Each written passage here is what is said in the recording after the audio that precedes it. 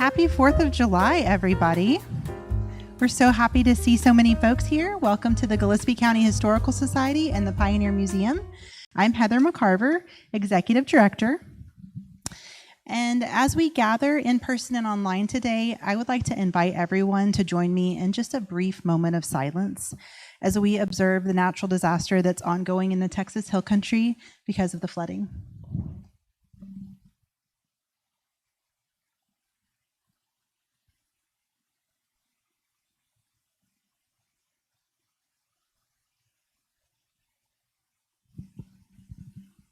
Thank you.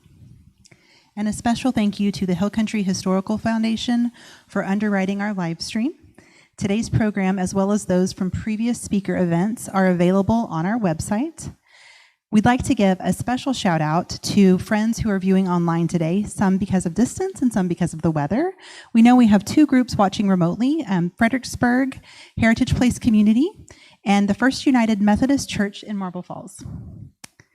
A little housekeeping as we get started. If you'll all please silence your phones for those of you here in person. We have restrooms located in the room next door behind the ramp. We have a selection of museum store items, including our book of the month and information on how to become a member at the entrance table.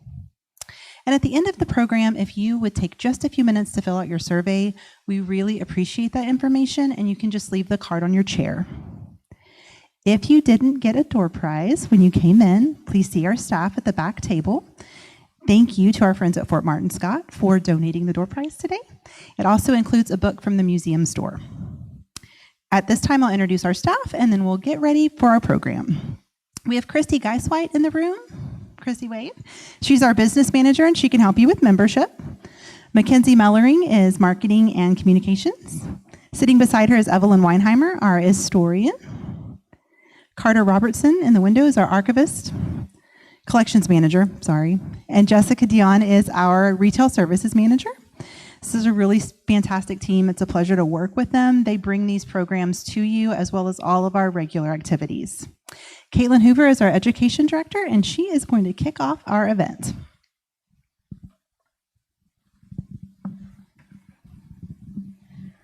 Well, we are so excited to be partnering with Fort Martin Scott to bring you today's program. Our presenter today is Shannon Smith, site manager at the fort. I know she plans to tell you a little bit about her background and how she got here, so I'll let her tell you her story herself. Please join me in welcoming Shannon to the stage.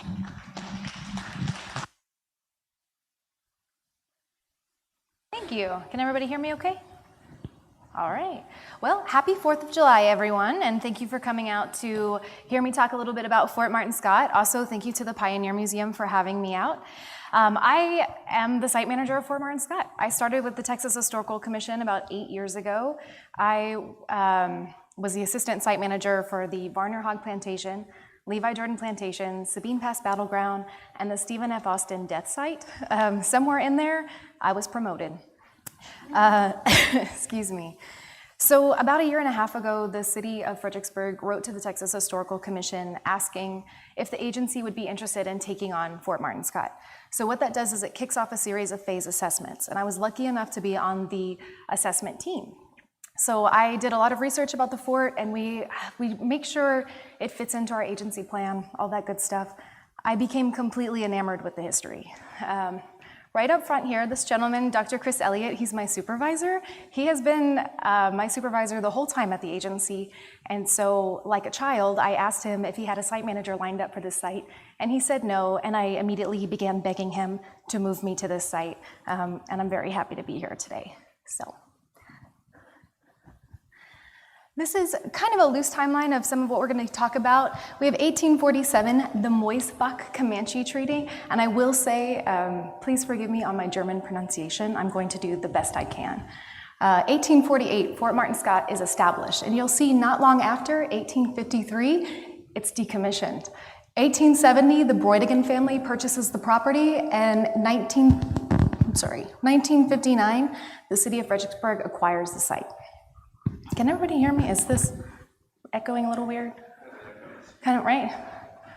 All right, okay, here we go. I can't talk about Fort Martin Scott if I don't talk about the indigenous folks first. Long before Fredericksburg was founded or Fort Martin Scott was built, the land along Barons Creek was situated within a vibrant and contested indigenous landscape. This region was a part of Comancheria, an expansive and fluid territory controlled by the Penateca Comanche, the southernmost band of the Comanche Nation. By the mid-18th century, the Penateca were dominant in the southern plains, their influence stretching from the Texas Hill Country to the Llano Estacado and into northern Mexico. The Comanche used the Hill Country as seasonal hunting grounds and travel corridors. So creeks like Barons Creek, which is right behind the fort, offered reliable water, dense cover, and access to game, making it ideal for encampments and strategic ratings and trade routes. These waterways also connected Texas to interior Texas to the San Antonio-El Paso Road, enabling swift movements of horses, captives, and goods during campaigns against Mexican settlements or rival tribes. Other indigenous groups in the area included the Lipan Apache, the Tonkawa, and the Waco.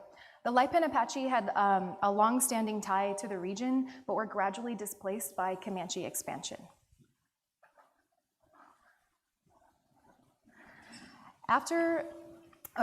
The arrival of German immigrants in the 1840s was sponsored by the Mainzer Adelsverein, a society of noblemen of Mainz for the protection of German immigrants in Texas. It introduced new dynamics and tensions into the Texas Hill Country. So the establishment of Fredericksburg in 1846 really placed a permanent European settlement directly in the traditional Comanche hunting grounds, and there was a raising of risk and conflict here. Remarkably, though, the settlers pursued diplomacy over confrontation. Their efforts resulted in the Moisbach Comanche Treaty of 1847, a landmark agreement that enabled peaceful coexistence and mutual access to land. While the treaty fostered relative peace in Fredericksburg, the broader frontier remained pretty unstable. Raids by unaffiliated indigenous groups, livestock theft, and violence in other parts of Texas prompted the Republic of Texas and later the US government to adopt a more militarized approach into securing the frontier. So, 1847, just 1 year after German immigrants founded Fredericksburg, community leader John O. Moisbach accomplished something almost unheard of on the American frontier. He negotiated a formal peace treaty with the Penateca Band of the Comanche Nation without the use of military force and without government involvement. At the time, tensions were very high on the Texas frontier. Anglo-American and Tejano settlers had already experienced decades of violent clashes with indigenous nations, and the Comanche in particular were very known for fiercely defending their territory. Moisbach, representing the Mainzer Adelsverein, was determined to fulfill the terms of the Fisher-Miller land grant, which included land that was deep inside of Comanche hunting grounds. Rather than risking bloodshed, he gathered a small, multilingual party. They entered Comancheria unarmed and determined to negotiate directly. After days of dialogue near the San Saba River, Moisbach and key Comanche leaders, most notably Chief Santa Anna, not that Santa Anna, Buffalo Hump, and Old Owl, came to a historic agreement. So some of the terms were German settlers would be allowed to survey and settle the land within the Fisher-Miller land grant. The Comanche would retain their rights to hunt and travel freely. Both sides would mutually protect each other from outside enemies and theft. And the Germans promised fair trade and peaceful coexistence, not conquest. So this agreement remains to be one of the very few treaties with the Native Americans today that still has never been broken. Why does this matter? The treaty created a foundation of trust that made it possible for Fredericksburg and other German settlements to grow without the levels of violence that were seen in other parts of the state. It enabled the US Army to establish Fort Martin Scott nearby just a year later without immediately provoking hostility from the Comanche. It is still celebrated today as a model of diplomacy, mutual respect, cultural compromise, and standing in contrast to many failed or broken treaties across the US. The Penateca Comanche continued to visit and trade near Fredericksburg in the years following the treaty. The interactions at the fort were often cautious but peaceful, especially compared to other parts of Texas where on the frontier, forts had faced near constant conflict. Fort Martin Scott thus operated in a tense but diplomatically unique space, a military post in the middle of what had recently been Comancheria, coexisting with a town that had negotiated its way onto a landscape through treaty rather than conquest. And shown behind me, this painting depicts Buffalo Hump, and that's them again right there on the far right. I have to go back in time just a little bit. So before the US Army arrived, the land had already proven its value. In the years after Texas had gained independence in 1836, the area was still contested frontier, like we talked about, patrolled by the Texas Rangers. They set up temporary camps along Barron's Creek to scout, pursue raiders, and to protect the settlers. These informal posts were no accident.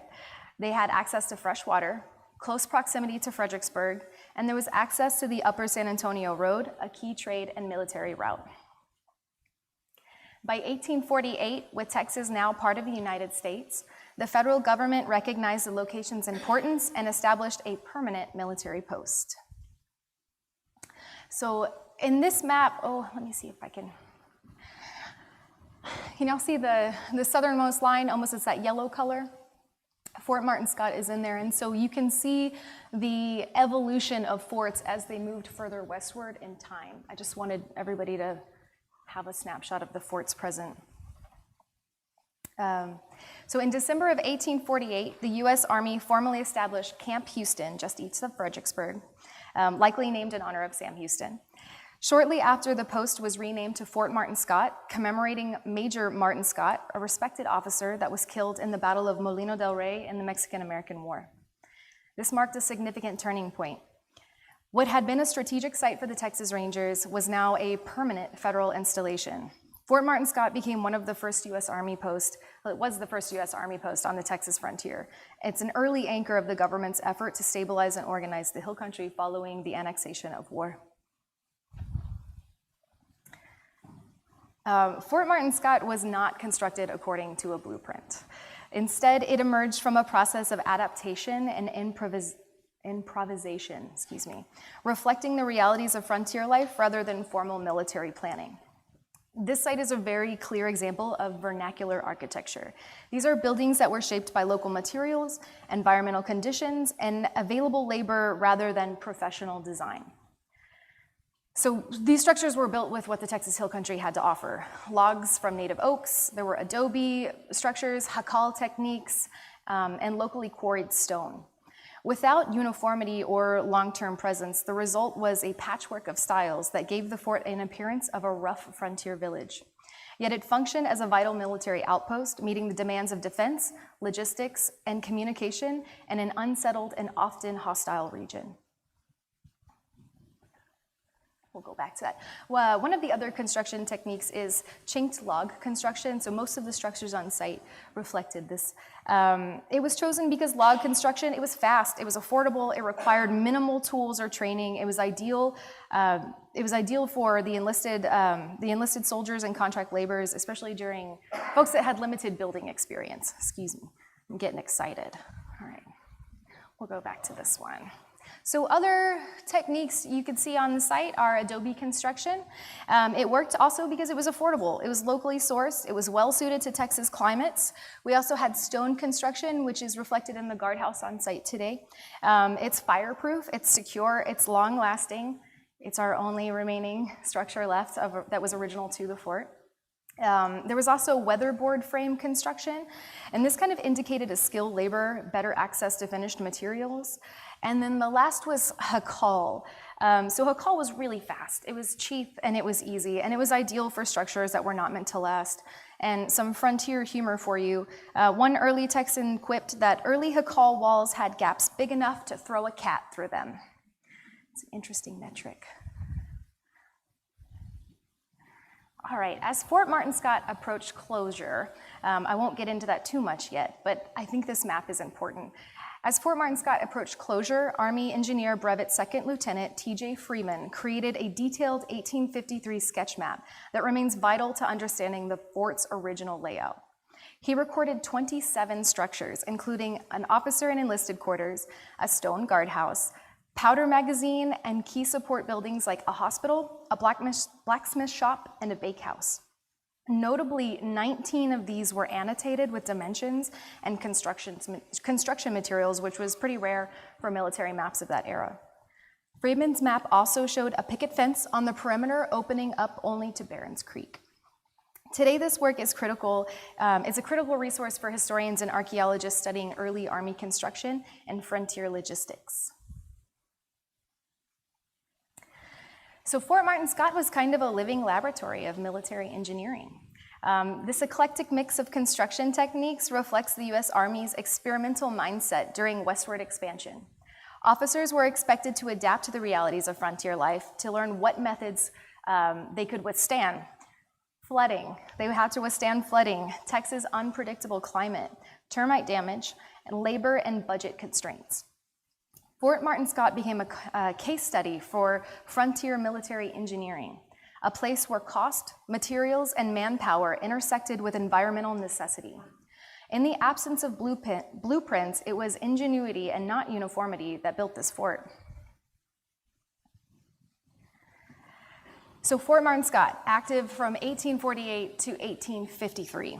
It was garrisoned by Company D of the 1st U.S. Infantry and occasionally supported with rotating detachments of the U.S. Dragoons. This combination of infantry and mounted troops allowed the fort to patrol the region, protect settlers and travelers, and to enforce peace. Its success depended on strong leadership and the ability to adapt to changing conditions on the Texas frontier. So first we have Captain Seth Eastman. As the fort's first commanding officer, Captain Seth Eastman brought order and discipline to the new post. A West Point graduate and an accomplished artist, Eastman was already known for his detailed illustrations of Native American life. At Fort Martin Scott, he oversaw the construction of early buildings and implemented routines and helped maintain morale and function despite the site's remote and rugged conditions. Next to him, in the early 1850s, Colonel Thomas Staniford took command. A seasoned Army vet, Staniford emphasized durability of the let me start that one over again if you don't mind. A seasoned Army veteran, Staniford emphasized durability and structure. His quarters were described by Freeman in 1853 as regularly framed and walled with logs, reflecting his pragmatic approach.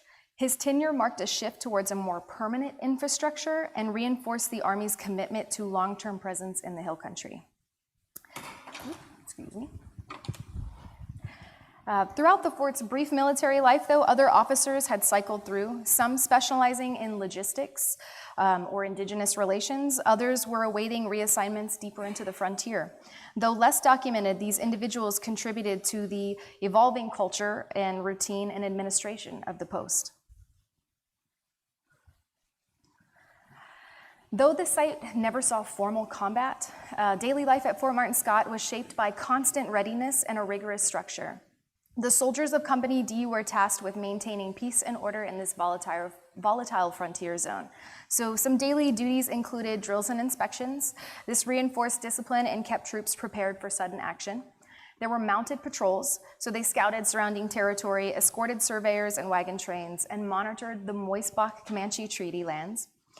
There were rapid response, handled regional disturbances like raids, livestock thefts, or violence threatening settlers. And fort maintenance. Soldiers constructed and then they repaired these buildings. They hauled water, they chopped wood, they cared for livestock, all of those vital for self-sufficiency at the remote garrison. These guys were also stationed in an isolated and challenging environment. They saw hot summers, sudden cold fronts, frequent flooding. Also, inconsistent deliveries left these men without adequate rations or equipment. Assistant Post Surgeon Dr. Ebenezer Swift documented widespread ailments, many tied to weather, poor sanitation, and lack of medicine. And while these soldiers were close to Fredericksburg, they still experienced long stretches of monotony and detachment from their family and society. Let's get into Dr. Ebenezer Swift a little bit. So Dr. Ebenezer Swift served as the assistant post surgeon at Fort Martin Scott from 1850 to 1851, providing critical care under harsh frontier conditions. Soldiers lived in poorly built quarters with minimal sanitation and limited supplies, making illness very common. Swift treated cases of malaria, dysentery, and respiratory infections using the few remedies available at the time. Beyond his medical duties, he also recorded weather data and observed how environmental factors like flooding or temperature shifts impacted health. His reports offer a rare and insightful look into early frontier medicine and public health challenges. So he says behind me, everything is primitive and rough. The quarters are not weather tight, and during rains, the interiors are flooded. There is no drainage, and sickness is frequent. Kind of tough. Again, Dr. Swift used limited treatments of the era. While medicine was still based on a pre-germ theory belief, Swift closely tracked how weather and sanitation influenced health, making his records an early example of frontier public health observation.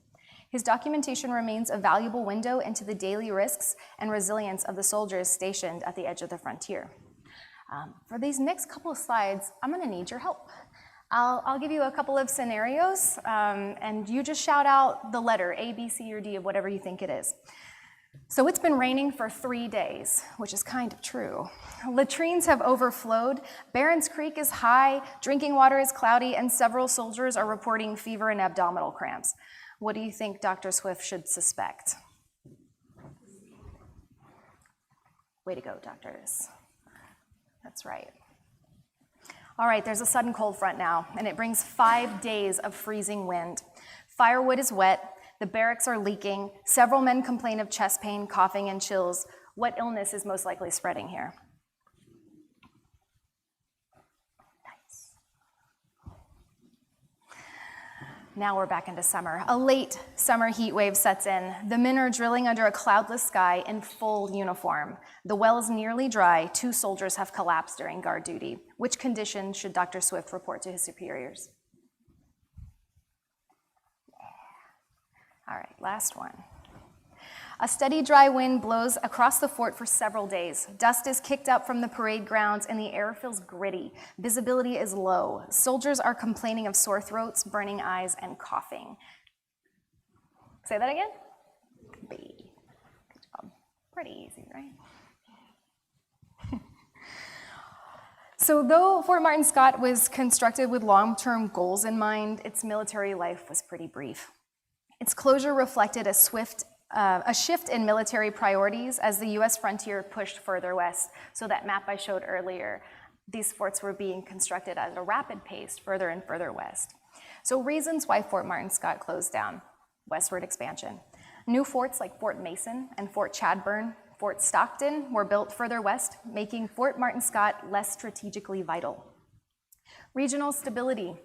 Thanks to the Moisebac-Comanche Treaty, cooperation with local settlers and Fredericksburg experienced fewer conflicts, reducing the need for a standing garrison. A limited scale. As a small post with a modest infrastructure, the fort was low priority compared to some of the larger outposts. And logistical challenges. Supplying the fort proved costly and inefficient. Army efforts shifted to better positioned locations on new trade and migration routes. All right, so although Fort Martin Scott was officially deactivated in 1853, the site lingered into semi-use. Occasional patrols and mail couriers passed through, but no full garrisons had returned. The fort was built on leased land owned by John Towig and J.J.B. Wright, who attempted to rent it out after the Army's departure. Lacking regular use or maintenance, the buildings quickly deteriorated. So the timeline behind me, about 1852 to 1853, gradual troop withdrawal and official deactivation by 1853. 1861 to 1865, a brief Confederate reoccupation during the Civil War. 1866 saw the U.S. 4th Cavalry briefly return and reestablish control, and then in December of that year, it was permanently abandoned. Then began the dismantling of the fort. With no further military use, the local settlers salvaged stone, timber, and hardware from buildings for private construction projects. By the time the land had changed hands in 1870, most of the structures had been dismantled, leaving behind only fragments of a once significant post. Though Fort Martin Scott closed in 1853, its location along military roads kept it relevant. In 1857, the U.S. Army's Camel Corps experiment passed near Fredericksburg, testing camels as pack animals for the Southwest. The caravan's unusual presence was captured in a sketch by German settler Richard Petrie, now one of the earliest known images of the camels in Texas.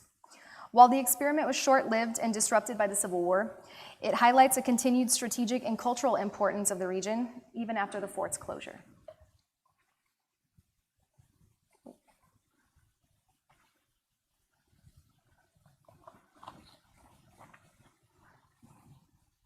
Excuse me.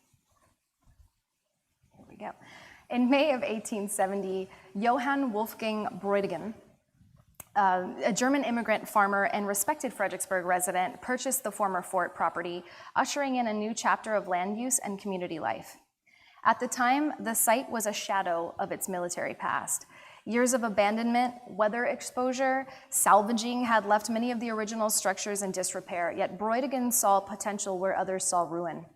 He converted the remaining officers' quarters into his family's home and repurposed the surrounding acreage for agricultural, livestock, and orchards.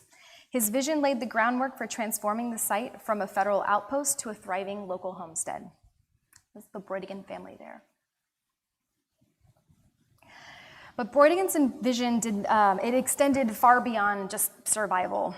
He reimagined the space as both a working farm and a community hub. Near the roadside, he constructed a small store and a saloon to serve the locals and travelers. Perhaps more significantly, he built what is believed to be Gillespie County's first large dance hall, a wooden structure that quickly became a gathering place for music, celebrations, and social dances. On the formal military parade ground across the creek, you can see it up at the top of the image, across Barron's Creek, he used logs to level the terrain, converting it into a racetrack. The grounds were beautified with native trees, shrubs, large grapevine arbor, transforming the land from a frontier outpost to a festive garden. And this space became known as Bräutigam's Gardens. From 1881 onward, it hosted some of the region's most memorable early events. 1881 also marked the first Gillespie County Fair. This fair featured racehorses, horse races, public dances, community celebrations that really brought settlers from all over the region together. A total of 8 Gillespie County fairs were held at Bräutigam's Garden, reinforcing the site's importance as a civic and cultural gathering place. Tragically, the family's success was marred by violence. On September 3, 1884, Johann Bräutigam was killed during a robbery staged by 4 men. While some suspects were arrested and tried, the primary assailant escaped justice. Despite this devastating loss, his widow and children continued operating the farm and garden, preserving the site's legacy of hospitality and heritage well into the 20th century. Over the decades, the fairgrounds relocated and Fredericksburg grew. The Bräutigam family maintained the property, using its structures and materials for family needs, including repurposing the dance hall lumber in their barn, lumber for their barn.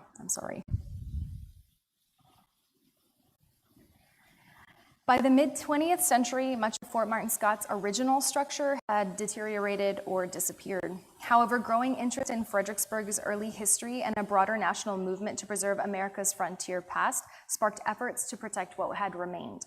In 1959, the city of Fredericksburg acquired the site, making this the first formal step toward public preservation.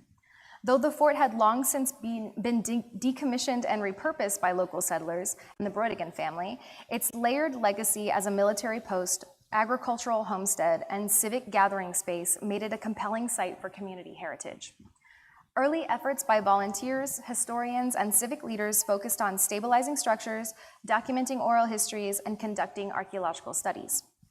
These foundational steps helped establish Fort Martin Scott as a historically significant site within Texas and laid the groundwork for future stewardship. June of 2024, just last year, marked a new chapter for Fort Martin Scott as the Texas Historical Commission formally assumed stewardship of the site. The transition brings a renewed investment in preservation, interpretation, and public engagement. Backed by enhanced resources and guides, and guided by best practices, we are working to ensure Fort Martin Scott is not just seen, but meaningfully understood as a place shaped by many hands: indigenous peoples, U.S. soldiers, German immigrants, and generations of farming families. Today, the fort stands not merely as a relic of military history, but as a living reflection of cultural convergence. It's where diplomacy met defense, where frontier hardships gave way to community celebration, and where Fredericksburg roots are still visible in the land itself. Its transformation from a federal outpost to a family homestead to a preserved public site is a powerful reminder of how communities can honor the past while still actively shaping its future. Thank you for your time. Do you have any questions? Thank you. I want to open things up for questions in case anyone has anything they'd like to ask Shannon. I will bring you a microphone so that our live stream viewers can also hear your question before she answers.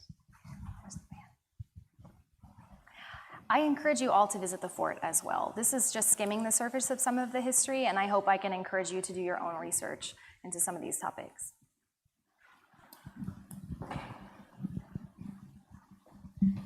Did they get their drinking water from a well or from the creek, or do you know? That, I'm sorry, I don't know for sure. There's a well there, right? Yes, I believe the Broidigan family had put that in, and Mr. Hammerson can probably help me out with that one. The two wells on the post weren't built until after the Brodigans got the property. They got all of their water from the creek itself. The soldiers did.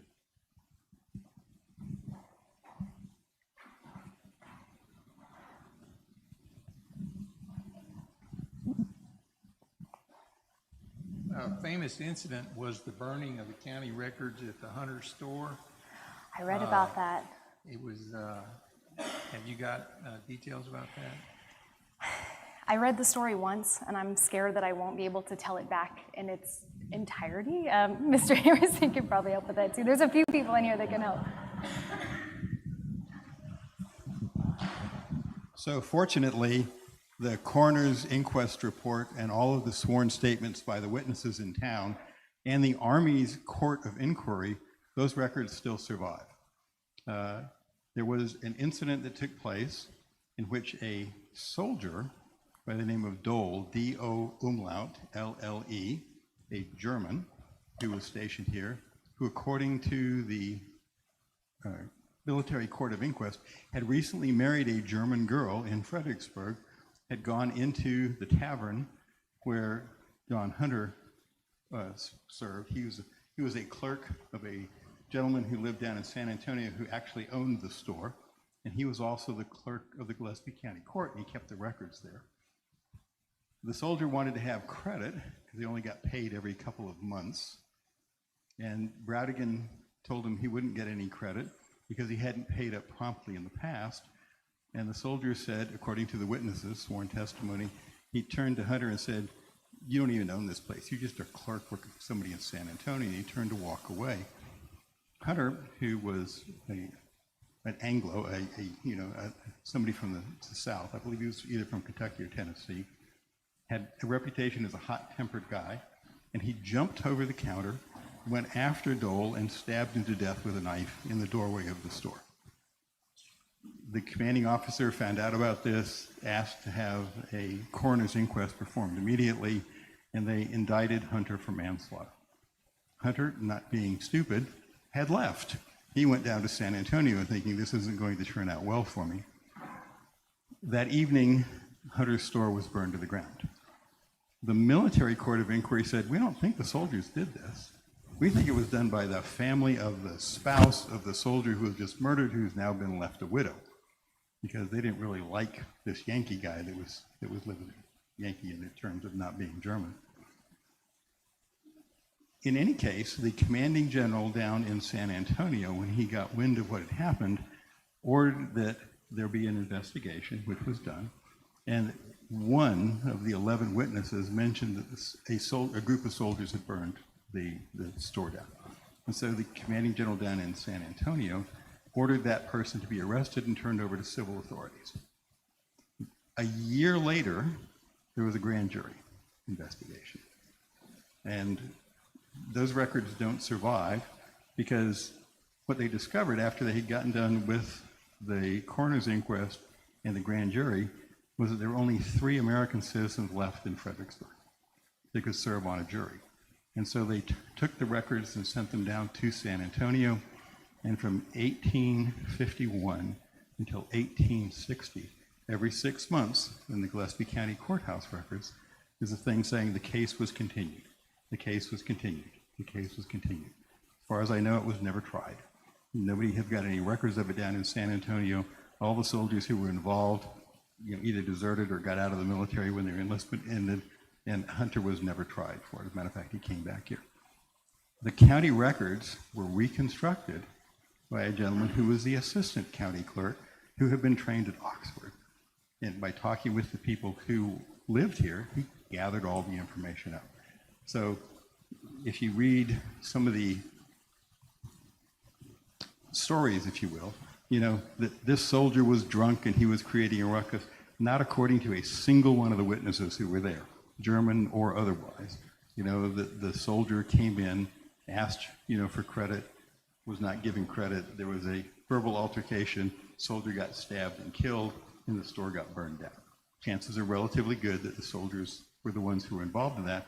Though the commanding officer said, we did bed checks all night long because we know people were angry, and we had irregular guards that were in place. We made sure that the horses were in the stables, etc.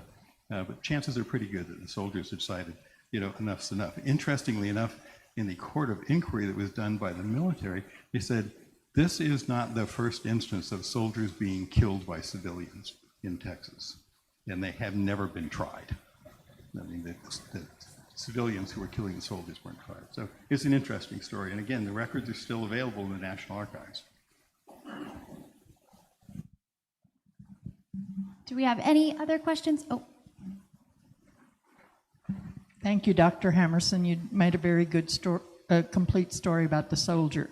Now, for the locals, there's still a lot of people who think, in fact, one day I was asked whether the first Fredericksburg burned. No, it did not. That was not the building. Hunter's store, we have discovered, is where the carousel is now. Many of us who've lived here for a long time remember it as First National Bank on the corner of Llano and Main. And yes, he's correct, the records were not lost. There was some recreating by some of the county officials. Excuse me? No, but his name does not come to me right now. I'm sorry. All right, are there any other questions before we close out? I encourage you to come and visit with Shannon and Chris at the end. Oh, yes, sir.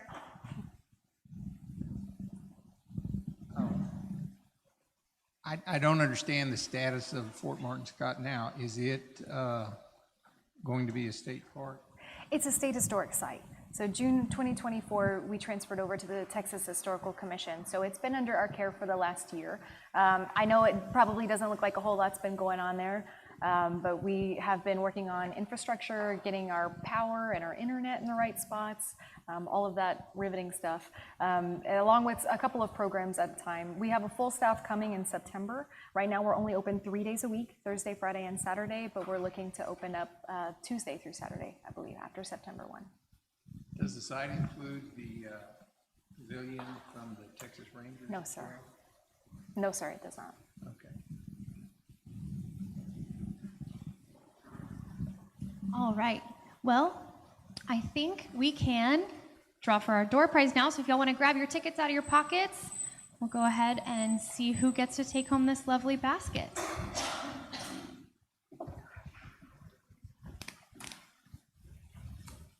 All right, I've got number 434227. Hooray, we have a winner.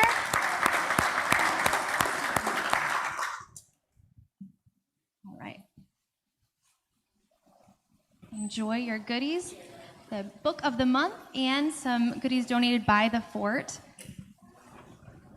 We want to thank you all for being here either with us in person or via our live stream today. Thank you so much for supporting local history and helping to keep these stories alive.